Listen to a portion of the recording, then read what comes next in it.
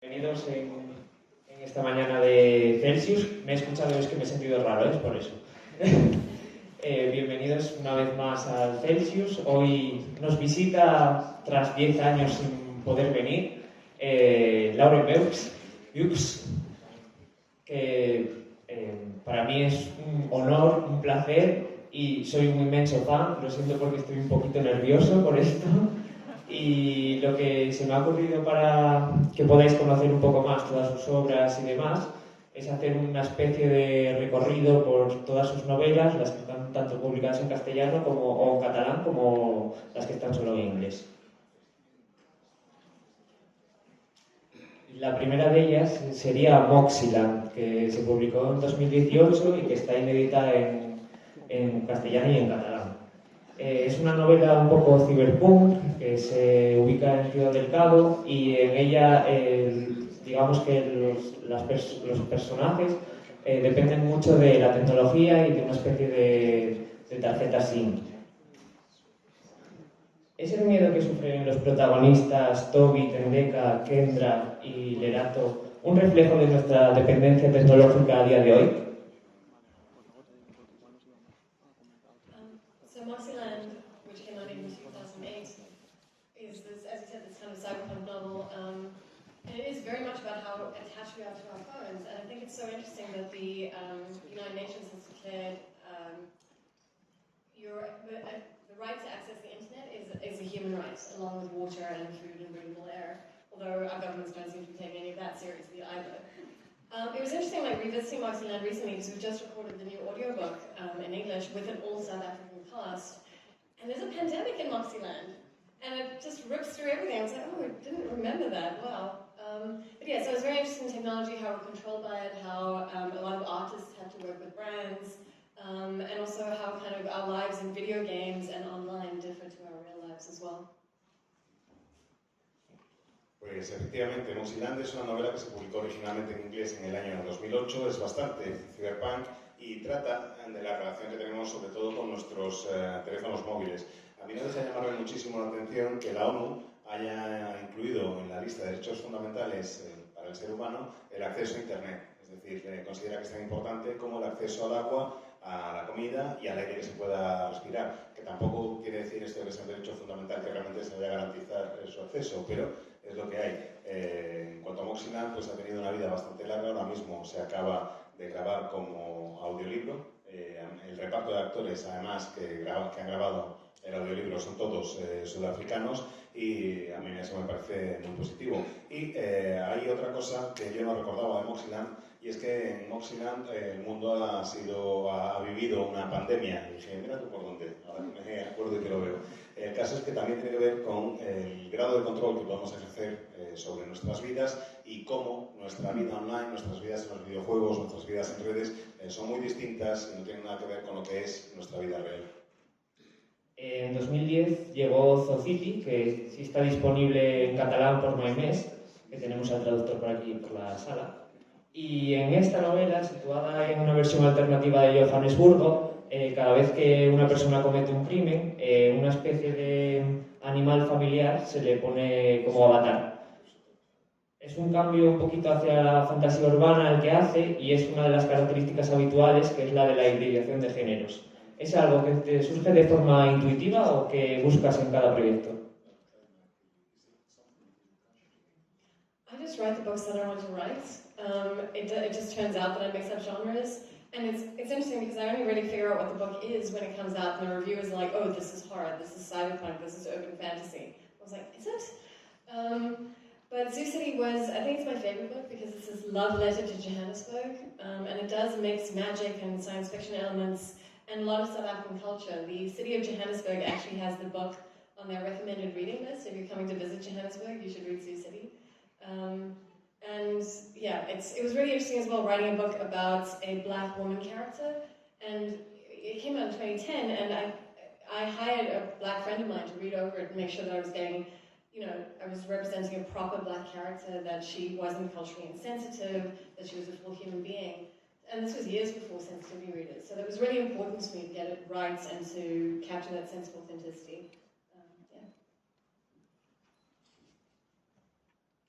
Lo Lo cierto es que yo escribo pues, sobre lo que me apetece escribir, escribo sobre lo que me gusta, hago el tipo de historia que me sale y esa historia normalmente acaba por convertirse muchas veces en un cruce entre géneros. Sinceramente no sé qué es un libro hasta que se publica, me refiero a que no sé si es una novela de terror, de ciencia ficción, de fantasía urbana. Normalmente se publica el libro y de repente me dicen con las reseñas, pues es terror, y digo, ah sí, pues vale, pues será terror. Lo que me gusta mucho también de esta novela de Moxieland es que está ambientada en Johannesburgo. Johannesburgo como ciudad representa, o como escenario representa un papel muy importante en la novela, donde hay una gran mezcla de magia, de ciencia ficción y de cultura sudafricana. Y me enorgullece poder decir que la ciudad de Johannesburgo incluye la novela de Moxieland entre las lecturas recomendadas. Es decir, que si vas a ir a visitar Johannesburgo y quieres conocer un poco la ciudad antes de llegar, una de las novelas que te recomiendan que leas es Moxieland, y eso me llena de orgullo. Como digo, la protagonista es una mujer negra. Escribí el libro en 2010 y me aseguré de contratar a una amiga mía, que es negra y sudafricana, para que se lo leyera, porque me preocupaba muchísimo ser respetuosa con su cultura, no meter la pata con ningún elemento y que la protagonista pues, realmente fuera un ser humano con todas sus características. Fue un trabajo bastante duro, pero estoy muy contenta con el resultado y con cómo acabó la aceptación de la obra. En 2013 llega la que casi todos conocemos aquí, que sería Las Luminosas. Una novela que tiene viajes en el tiempo, asesinos en serie y dos líneas temporales que tenemos que ir averiguando cómo se cruzan. He escuchado más de una vez que la historia surgió por un tuit aleatorio con un lector. ¿Cuál es la inspiración más extraña que recuerdas para alguna creación y cómo ha sido la experiencia de ver a Harper y a Kirby vivos en pantalla? So the Shining Girls, I came up with, it was when Twitter was still a magical place and you could meet people and have fun conversations. I was having a random conversation with a stranger and I said, oh, my next book should be about a time-traveling serial killer. I was like, oh, wait, it should be, and I quickly deleted the tweets because you don't want to let really good ideas out there. But the Shining Girls came from a very personal place for me because it's fundamentally about violence against women, and I wanted to write against this tradition of the serial killer as being glamorous and intriguing. You know, the Hannibal Lecter model, where he's so diabolical and so interesting and tortured, and wolves ate his family, and that's why he's like this. And real serial killers are not that. They're small, pathetic, contemptible men, and what really happens in the world is the people who kill women are usually not serial killers. It's the people who are supposed to love us. So domestic violence is a much better killer, but using a serial killer as a way of talking about misogyny, as a way of talking about violence, felt like a really easy way to do it. I have a theory that so many women in particular are obsessed with true crime because it's cathartic, because we're not going to be killed by a serial killer. So to kind of live through those horrifying details, you know, I feel like it's just kind of, it's almost like a release. It's a way of like taking back control. It's actually, so it takes place over multiple years, and there are all these different women in the book. The TV show is slightly different in that regard, like mainly focuses on Kirby's story and then Jin Suk. And I think that makes a lot of sense for the show, because also writing the book, it was so hard. I created all these amazing characters, from a trans woman showgirl to a abortionist to a lesbian architect in 1950s, you know, anti-commie America. And then I killed them 3 pages later. And it was horrible to write, and I understand why they didn't want to build up all these people on screen as well. The cast is amazing, Elizabeth Moss is amazing. Jamie Bell, coming back to this idea of the serial killer as a small, pathetic little man, he does it so well. And he's just absolutely brilliant. He's small, he's impotent, he's broken, and I really thought he really captured that brilliantly. And Wagner Moura is just, oh my god, he's amazing. I kind of wish I'd written that Dan Velasquez in the book. But just one last thing about that. So it was very important to me to talk about violence against women in the book. And so a lot of the violence is, I want you to feel it. I want you to be upset reading the book. And because I think that's what real violence does, and what it does to us. And I wanted the sense of loss, that it's about the emotional, you know, so there's this Black American woman who is murdered, and she's just fighting back so hard, and she's just thinking about her kids. And I wanted you to feel what it means when we lose someone.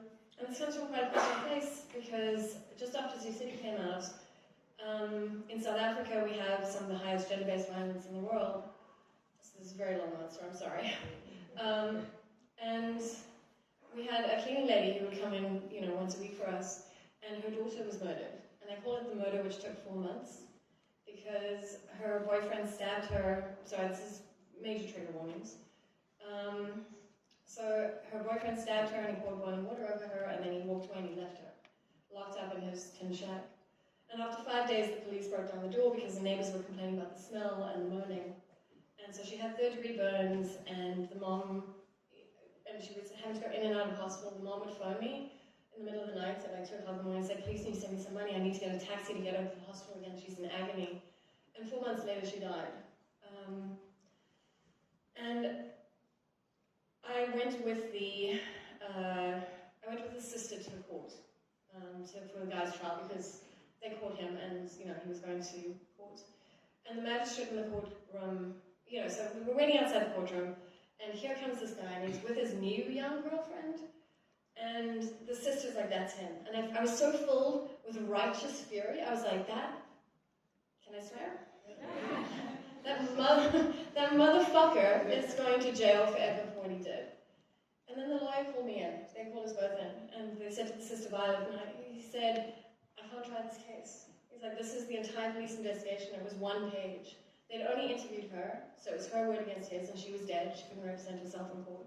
And he's like, if I take this to trial in front of the magistrate, he's going to find him innocent or throw it out.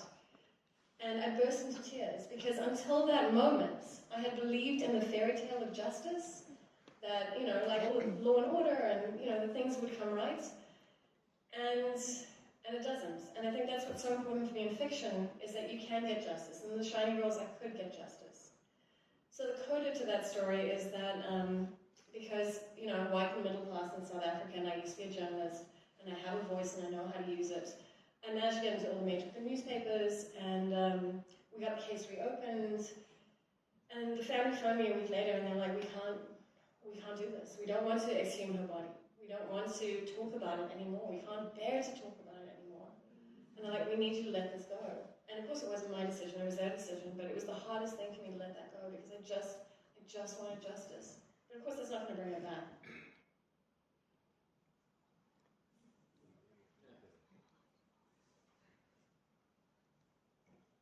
Las Luminosas surgió efectivamente pues casi en una interacción en Twitter, cuando Twitter era todavía un lugar mágico en el que podías conocer a gente maja y charlar con ella sin problemas. El caso es que estaba hablando con un desconocido, y mientras estaba hablando con el desconocido fui teniendo varias ideas, y una de esas ideas fue decir, sí, pues es que mi siguiente libro va a ser acerca de un asesino en serie y líneas temporales paralelas y viajes en el tiempo. Y según me di cuenta de que había escrito eso, lo borré. Digo, no puedo ir contándole a todo el mundo de que va a ir mi siguiente libro y lanzando ideas tan buenas para que cualquiera las coja. Y en realidad es un libro que trata acerca de la violencia contra las mujeres. Lo escribí para reflejar cómo es la violencia contra las mujeres, y lo escribí además cambiando la figura tradicional del asesino en serie. Muchas veces el asesino en serie lo vemos o se nos presenta en obras de ficción como alguien con carisma, como alguien misterioso y elegante, torturado, alguien diabólico, como Aníbal Lecter, por ejemplo, alguien que es así porque su familia le trató mal o lo que sea, y no es verdad, eso no es cierto. Un asesino en serie no es glamuroso, no es nada por el estilo. Es un hombre pequeño y patético, es alguien que no sabe relacionarse con los demás, es alguien roto, absolutamente. Creo que muchas veces... Y quería utilizar la figura de ese hombre roto y patético para hablar de la violencia contra las mujeres en general. Muchas veces pensamos que podemos acabar en manos de un asesino en serie, y realmente hay muy poca gente que muera a manos de un asesino en serie. Creo que a muchas mujeres nos gusta leer acerca de historias de crímenes reales porque sabemos que es un ejercicio catártico. Porque normalmente a una mujer no la mata un asesino en serie, sino que la mata a quien se supone que la quiere. La mata a su pareja, la mata a quien se supone que es su ser querido. Y yo quería hablar acerca de la violencia, y esa violencia está muy bien reflejada también en la serie de televisión. Y digo que es una experiencia catártica lo de leer estas historias de crímenes reales, porque sabes que eso no te va a pasar a ti. Porque sabes que no vas a acabar en manos de un asesino en serie. Así que en realidad lo que yo quería era utilizar la figura del asesino en serie para hablar de esa violencia contra la mujer. Quería tratar de dar una sensación de control en la medida de lo posible, de que puedes controlar tu vida, de que puedes ejercer una forma de denunciar esa violencia. En la serie de televisión está muy bien hecha y se centra sobre todo efectivamente en el personaje de Kirby. Y eso es algo que está muy logrado en la serie y entiendo que lo hayan hecho así. Cuando yo escribí un libro con un montón de personajes femeninos, con un montón de mujeres que van siendo asesinadas por este asesino en serie. Y entiendo que en un reparto tan grande en la serie de televisión no hubiera funcionado. Me da pena porque había diferentes tipos de mujeres. Había desde una mujer trans hasta una persona que estaba a favor del aborto, una arquitecta lesbiana en Estados Unidos anticomunista de los años 50, y según iba creando todas estas mujeres tan maravillosas, me daba mucha pena y me resultaba muy duro porque sabía que unas páginas más tarde las iba a matar. Y no quería, aparte de lo del reparto, no quería tampoco que eso ocurriera en la serie de televisión. Bastante cruel había sido escribirlo como para encima tener que volver a verlo en la serie de televisión. Fue horrible tener que escribir ese tipo de historias o ese tipo de escenas. Me costó ya mucho, no quería volver a pasar por ello. El reparto además está genial. Pues desde la protagonista hasta Jamie Bell, que es fantástico, dando ese papel de asesino patético. Lo hace muy bien. Lo ves que es un tipo realmente patético, triste, impotente, roto, y él lo captura de maravilla. Valdemora, pues increíble también lo que hizo. Ojalá se me hubiera ocurrido lo de escribir esa escena que aparece en la serie, que no estaba en los libros. Quería hablar de la violencia contra las mujeres. Ese es el tema principal de Las Luminosas y que creo que refleja también la serie de televisión. Quería que realmente fuera duro leerlo en determinados momentos, que tuvieras esa sensación desagradable mientras estás leyendo el libro, algo que te resultara pues difícil de leer y que te removiera por dentro, porque así es como es la violencia real. A eso es lo que ocurre cuando se ejerce violencia. Quería crear escenas como la de esa mujer afroamericana que lucha con todas sus fuerzas por seguir viva, que se resiste todo lo que puede ante la inminente muerte, que piensa en sus hijos justo antes de morir, y quería provocar en quien lea el libro una respuesta semejante, hacerle pensar qué es lo que ocurre cuando vas a perder a alguien, cuando pierdes a alguien querido, cuando no lo tienes a tu lado. Eso es algo que estaba ya presente en algunas de las páginas de Sioux City, la idea de esa pérdida. Y todo esto viene por algunas de las vivencias personales que yo he tenido. No sé si lo sabéis, pero Johannesburgo en concreto era una de las ciudades en aquella época del mundo donde había un mayor índice de violencia machista, de violencia contra las mujeres. Y yo llegué a vivirla relativamente de cerca. Tenía una señora que me ayudaba en casa y a su hija la asesinó su novio, la asesinó su pareja. La apuñaló, la dejó encerrada en la chabola donde vivían y le prendió fuego a la chabola. Y solo se enteraron de lo que había ocurrido porque los vecinos empezaron a quejarse por el olor y por el humo que estaba saliendo. Cuando la encontraron, estaba agonizando y se la llevaron al hospital. Estaba con quemaduras de tercer grado en una parte del cuerpo y ella estaba agonizando. Varias veces en mitad de la noche me llamó su madre para pedirme dinero para poder pagar un taxi para ir al hospital y acompañarla en sus últimos momentos hasta que al final pues acabó por morir. Y fue realmente muy duro para mí. Y consiguieron atrapar al tipo que lo hizo y lo llevaron a juicio. Yo me acuerdo perfectamente estar a las puertas del tribunal con la hermana de la chica que había fallecido y ver llegar a aquel hijo de la grandísima puta con una nueva novia. Y estar allí y verle que llega con otra chica sabiendo que acaba de matar a alguien. Y yo me sentí presa de una rabia incontenible. Pensé, vamos a acabar con vamos a llevarlo a la cárcel seguro. Y cuando empiezan las declaraciones y cuando hablamos con el abogado que va a llevar el caso, nos dice, no hay nada que hacer. La investigación policial se resume a un folio nada más. Hay una serie de declaraciones de ella acusándole de violencia de género, pero es la palabra de ella contra la de él. Y cualquier juez me lo tumba seguro. Y yo estaba, vamos, que no podía más. En aquel momento se rompió la idea que tenía de que el sistema de justicia funciona. Dejé de creer en ese cuento de hadas, de la ley y el orden del Estado de Derecho. No me parecía que aquello fuera real. La ficción te ofrece una herramienta para tratar de lograr que sí haya algo de justicia. Aunque no la haya en el mundo real, por lo menos puedes crear una historia en la que la justicia efectivamente exista. Yo soy una mujer blanca, de clase media, acomodada y periodista en aquella época. Tenía una voz y no dudé en absoluto en utilizarla. Conseguí que varios periódicos se hicieran eco del caso y se reabrió el caso. pero la familia de la víctima decidió al final dejarlo, porque me decían, no queremos pasar por ese trance, no queremos el dolor de tener que exhumar el cuerpo de nuestra hija y ver qué es lo que ocurrió con ella. No podríamos soportar eso. Ya hemos pasado bastante dolor, lo mejor es dejar que esto acabe. A mí me costó muchísimo aceptar la decisión. Por supuesto que la entiendo y la respeto, porque la decisión la tenía que tomar la familia y no me correspondía a mí en absoluto ser quien decidiera nada, pero fue una de las decisiones más difíciles de mi vida el dejar ese caso de lado y olvidarme de él. 11 años viendo esto y alucino todavía.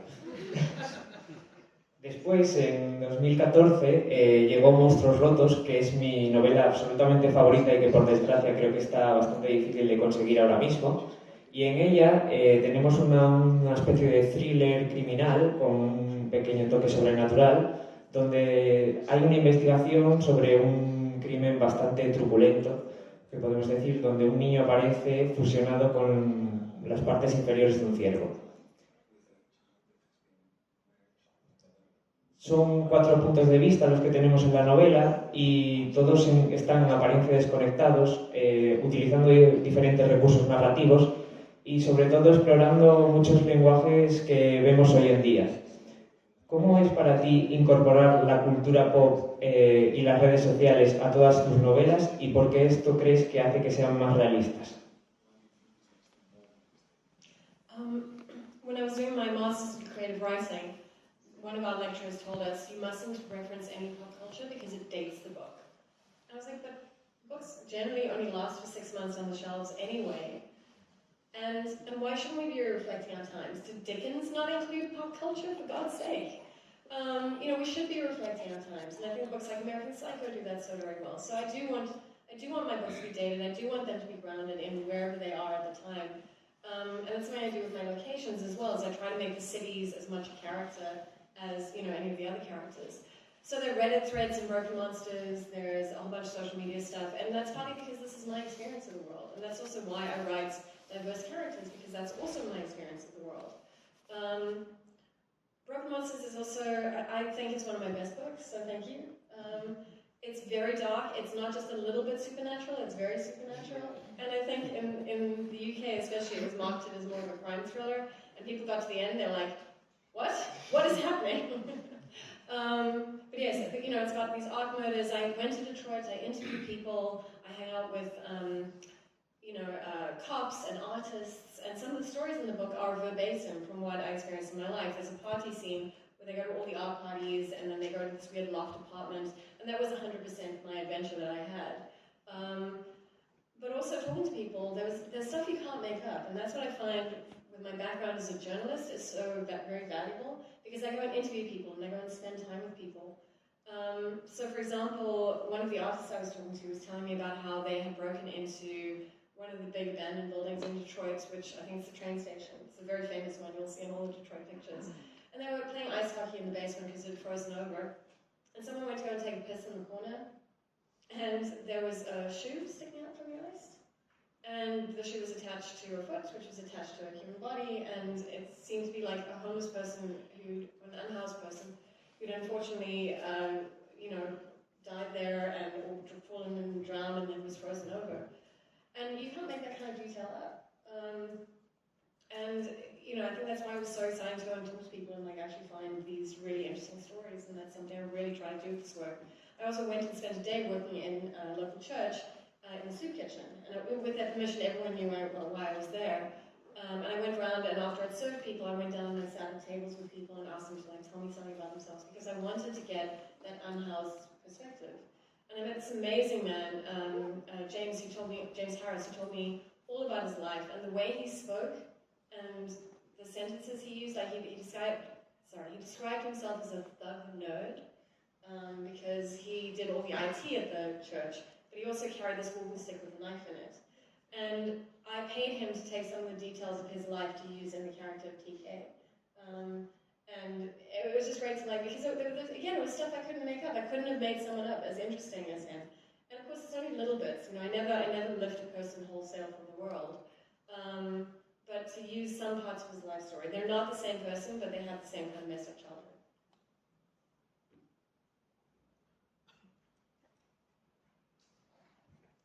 Cuando yo hice cursos de escritura creativa en la universidad, tenía un profesor que nos decía, y lo peor que podéis hacer es incluir referencias a la cultura popular en vuestra obra, porque eso va a hacer que esa obra tenga una fecha de caducidad, va a estar fijada siempre en un momento temporal. Y yo pensaba, bueno, a fin de cuentas los libros normalmente aguantan en la estantería, ¿qué? 6 meses como mucho. ¿Por qué no voy a incluir referencias a la cultura popular? No me jodas, ¿Dickens no metía referencias a la cultura popular de su tiempo? Pues vamos. Entonces decidí que sí, que quería que mis libros, que mis obras, tuvieran una fecha concreta, que se asociaran a un momento en el tiempo, que echaran raíces en un momento determinado del tiempo, porque me parece importante y porque me parece que ayuda a dar contexto a la obra que se está presentando. Además, siempre he tratado de que las ciudades se conviertan también en un personaje en mis obras. Escribo sobre lo que veo, sobre la cultura popular que me rodea, sobre las ciudades en las que vivo y que me van llamando la atención, sobre las personas que tengo en mi entorno. Por eso creo que escribo acerca de cuestiones tan diversas, porque vivo con un montón de gente de lo más diverso. Y en cuanto a Broken Monsters en concreto, pues estoy muy contenta de que me hayas hecho el comentario que has hecho, porque realmente es uno de mis libros favoritos también, así que muchas gracias. Es un libro que realmente me parece muy especial y no sé exactamente cómo clasificarlo. En el Reino Unido lo incluyeron en una colección de novela negra y lo presentaron como novela negra. Y claro, tú imagínate a alguien que lo está leyendo pensando que es una novela negra en que se va a resolver el crimen y llegas al final y te encuentras con el toque sobrenatural, que no es que haya un poquito, es que hay muchísimo. Y se queda en plan, ¿pero qué coño? Y realmente, en fin, eso son cuestiones de las etiquetas editoriales. Para documentarme me fui a Detroit, que hice un montón de entrevistas, recorrí la ciudad acompañando a varios destacamentos, o a varias patrullas, mejor dicho, de policía, y hablé con muchos artistas también para conocer sus historias vitales y conocer sus experiencias. Hay un momento en la novela en el que hablo de una visita al Departamento de Objetos Perdidos de la policía. Pues esa aventura, todo lo que tiene que ver con esa visita al Departamento de Objetos Perdidos de la policía es algo que viví yo en primera persona, es algo que me ocurrió a mí.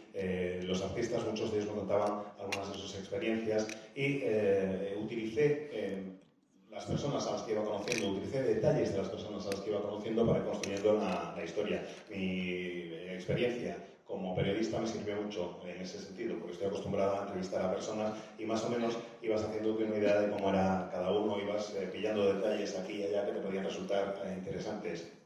Uno de los artistas, una de las artistas con las que me entrevisté me contó una historia que me pareció absolutamente fascinante y que en cierta forma está reflejada en el libro. Resulta que durante un tiempo los artistas en Detroit tenían la costumbre de colarse en edificios que estaban más o menos abandonados. Uno de ellos era una estación de tren muy famosa, no me acuerdo ahora mismo del nombre, pero el caso es que debajo de esa estación pasaba una vía de agua y hacía muchísimo frío cuando se colaron y el río, el agua, estaba congelada. Así que decidieron porque se jugara a hockey sobre hielo. Y mientras estaban jugando a hockey sobre hielo, de repente están allí y de repente alguien dice: anda, mira, un zapato. Uy, si dentro del zapato hay un pie. Y si pegaba el pie hay el resto de un cadáver. Resultó que era una persona sin techo que parece ser que se había ahogado, que se había caído al agua, algo por el estilo, se había congelado el agua y ahí se había quedado atrapada esa persona. Me parece una historia increíble, es algo que no se me hubiera ocurrido, que no hubiera podido inventar de ninguna de las maneras, porque claro, lógicamente tenían que incluir dentro del libro. También hay otra serie de historias que vienen de mi experiencia visitando comedores sociales de la iglesia. Hay una iglesia a la que fui a visitar, en la que había un comedor de estos, como los que se ven en las películas, que van repartiendo comida a las personas con menos recursos, y yo me dediqué a echar una mano, por supuesto, y también a ir entrevistando a la gente que estaba por allí para ir conociendo distintas perspectivas. Y una de las personas a las que conocí era un hombre absolutamente maravilloso, que se llama James Harrell, que me contó la historia de su vida, que me explicó cuál era su experiencia vital y cómo se definía a sí mismo. Y las frases que utilizaba eran absolutamente brillantes. Y las vivencias que había tenido me impresionaron muchísimo. Me contó que llevaba un bastón y que dentro de ese bastón en realidad había un cuchillo que lo utilizaba para defenderse. Y claro,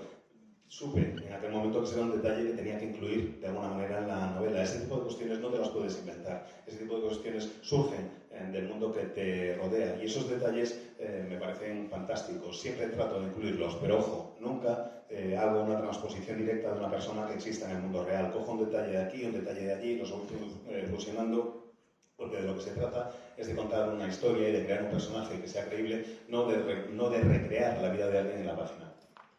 Y un añito antes de la pandemia, llegó Afterland, que es una novela sobre una pandemia. Una mezcla entre Y el último hombre, porque estamos en un mundo donde los hombres están en pura extinción por un virus, y tenemos a una especie de prisión donde están todos los niños o varones, y una madre decide huir con su hijo, Cole, y atravesar toda América en una huida hacia adelante constante.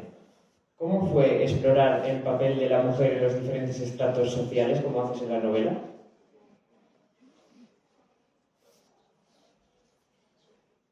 So Offline came out in the middle of the pandemic, and it's about a pandemic, which was freaking fantastic. So nobody wanted to read it.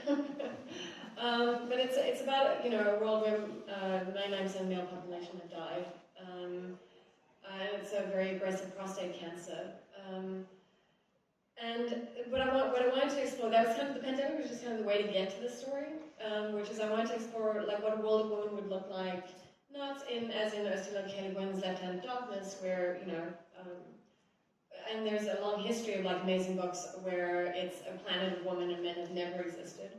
But I wanted to look at like what would happen 5 years from now, or 3 years from now, if we took our current society and just flipped out all the men. And the fact is that when I was talking to people about it, and I was interviewing people and saying, oh, what do you think this world would look like? You know, one of my very dear friends who's an incredible feminist was like, oh, guys, it's going to be amazing. We could like walk alone at night, and yes, we would, and that would be amazing, and be able to like go and see our friends and not have this constant threat. But she said, what would we do with the stadiums? And I was like, well, maybe the women's soccer teams would actually get to play. But the idea is that a world of women would necessarily, there's this notion that a world of women would be kinder and gentler, and it kind of erases the idea that women are full people, and we're just as capable of being venal and envious and power-hungry and cruel and violent. I did a ride-along with the Cape Town Metro Police for a project that I was working on, and it was a black woman cop and a white guy detective. And we're driving around like the worst of the ganglands in Cape Town. And you know how I feel about the police is a whole other matter. But I was thinking, what would happen if all the men died? What would happen with gangsters and violence? And they laughed. They said, are you kidding? There's a small gang in the Cape Flats called the Americans. And at one point, they said Mama American took over. And they said she was more hardcore. She was like, that was the most violence we saw because she had more to prove. So I wanted to kind of play with those ideas. And, you know, I mean, look at all our terrible, terrible female politicians. Liz Truss in the UK, Marie Le Pen, Thatcher, you know, just because people are women doesn't mean that they're going to be better. So I really wanted to kind of play with this idea and have this kind of road trip Americana novel about these two sisters at odds, and trying to get, you know, her son to like a better place. Pues efectivamente, Afterland se publicó justo en mitad de la pandemia y es un libro acerca de la pandemia. ¡Yuhu! Fantástico. Nadie se va a querer leer un libro sobre la pandemia en mitad de la pandemia. Es un libro en el que 9 de cada 10 varones han muerto. Hay una variante muy agresiva del cáncer de próstata que se los lleva por delante. Es una especie de pandemia. Por tanto, la que está ambientada, la que sirve de marco a la historia. Es una historia que es bastante oscura. Ha habido ya bastantes libros en los que se analiza simplemente el papel de la mujer, cómo sería un mundo que llevaran las mujeres. Hay libros fantásticos en ese sentido, pero lo que yo quería hacer era una cosa un poco distinta, era plantearme qué ocurriría 3 años después de que se produjera esa situación, una sociedad en la que no hubiera varones. Y para hacerme una idea de qué es lo que podía ocurrir, empecé a hablar con distintas personas, a entrevistar a gente que conocía, y una amiga mía, muy feminista, me dijo, si el mundo lo gobernáramos las mujeres, si no hubiera varones, sería un sitio absolutamente genial, porque podríamos salir solas por la noche, y es verdad que ahí desaparecerían muchísimos riesgos. Habría muchos menos problemas y muchas menos amenazas para nosotras. Y en parte tenía razón. También me decía, y además, en parte tenía razón, pero yo le pregunté, ¿y qué hacemos con los estadios, con los recintos deportivos? Y ella me decía, nada, no pasa nada, igual por fin pueden jugar los equipos de fútbol femenino en los grandes estadios, que lleva siendo hora. El caso es que esa respuesta de ella me hizo pensar, me dio para reflexionar, y me di cuenta de que se tiene la sensación de que un mundo gobernado por mujeres sería un mundo más amable, más cariñoso, y no tiene por qué ser así. A mí, de hecho, no me gusta en absoluto esa idea, porque nos borra la dimensión completa a las mujeres mujeres como personas, solo podemos ser de una manera determinada. Y yo creo que las mujeres podemos ser tan cabronas, tan crueles, tan violentas, tan envidiosas, tan malas como cualquier varón. Y me parece que eso forma parte de ser un ser humano.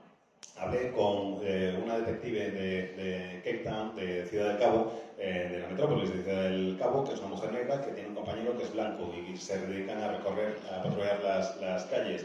Les ha pasado absolutamente de todo. Y hablando con ella le preguntaba acerca de la situación de la violencia en Ciudad del Cabo. Y le decía, claro, porque es que las bandas seguro que son peores cuando tienen a varones como líderes. Me decía, ¿estás de coña? Se echó a reír. Dijo que había una banda que se llamaba Los Americanos, y que se hizo con el control de la banda una mujer que le llamaban Mamá Americana y que era la más dura de todas, era la más cabrona, la más violenta, la más implacable, porque era la que más tenía que demostrar, porque le había costado tanto llegar hasta ahí que tenía que demostrar que era capaz de jugar en la misma liga que los varones. Las tías podemos ser malas y no pasa nada. En política también tenemos ejemplos, desde Marie Le Pen a Margaret Thatcher, a políticas actuales en el Reino Unido, y no pasa nada. Por ser mujer no tenemos que ser buenas, tenemos que ser simplemente seres humanos y que se nos considere como tal. El libro en sí es una road trip, es una película de carretera, si queréis, en un viaje de una familia que son muy distintas entre sí, dos hermanas, y que van viviendo toda una serie de vicisitudes y de circunstancias. Ya se nos acaba casi el tiempo y había que preguntarlo. ¿Qué proyectos tienes en marcha? My next project is called Bridge. It's about a young woman whose mother has died. She's an amazing neuroscientist who teaches at a small university. And Bridge remembers when she was a little girl that her mom would give her this thing which allowed her to go to other worlds. But of course it was fantasy and delusion. But now maybe her mother is still alive out there, and maybe these other worlds exist. Like it. El siguiente proyecto se llama Bridge, es una historia de una joven que crece con su madre, que es neurocientífica y que está en la universidad. Y Bridge se llama así, puente, porque cuando era niña su madre, que ha muerto, le hablaba a la protagonista de la posibilidad de que existiera otro mundo, de que hubiera un puente entre dos dimensiones. Ella al principio se lo tomaba con una broma, pero por una serie de circunstancias empieza a creer que es real y cree que quizás en ese otro mundo su madre sí siga viva. Y hasta ahí. Can I just add something to that, which is that, obviously my favorite part of the writing process is the research. So in this case, obviously I went to other worlds to go and kind of figure out how. No, I got to hang out with a lot of neuroscientists, and a friend of mine is a neuroparasitologist. So I got to go into her lab and look at how she mushes up tapeworm and then injects it into a brain slice. And it was really funny. At the end, she was like, "Oh, do you want a piece of rat brain slice to take home?" And I was like, "Yes, of course I do." Sounds amazing. And I just emigrated to the UK, and it's one of the things I brought with me is my little rat brain slice. Obviously, it's called Pinky, like Pinky in the Brain. Bueno, y tengo que decir que la parte que más me gusta de escribir un libro es la de documentación e investigación, así que obviamente he viajado a varios mundos paralelos para poner el que mejor me iba para la historia. Bromas aparte, he podido entrar en contacto con muchos neurocientistas, con científicos que tratan acerca de cuestiones neuronales, lógicamente, y tengo una buena amiga que trabaja en un laboratorio y fui con ella y fue una pasada, absolutamente, porque pillaba gusanos, los machacaba, sacaba un extracto y lo inyectaba en láminas cortadas muy finitas del cerebro de algún animal. Y me dijo, ¿quieres hacerlo tú? Y fue increíble. Y luego me dijo, si te quieres llevar la lámina a casa, y dije, por supuesto, ¿cómo no me la quiero llevar? Y es lo primero que le enseño a todo el que me viene a visitar. Esa lámina que tengo ahí conservada, que obviamente se llama Pinky, como la serie Pinky and the Brain. Muchas gracias a todos. Tenéis las luminosas en el stand de arriba, es el libro Violeta Grande, lo vais a ver. Ella estará filmando ahora en el filmódromo de arriba y muchas gracias por venir.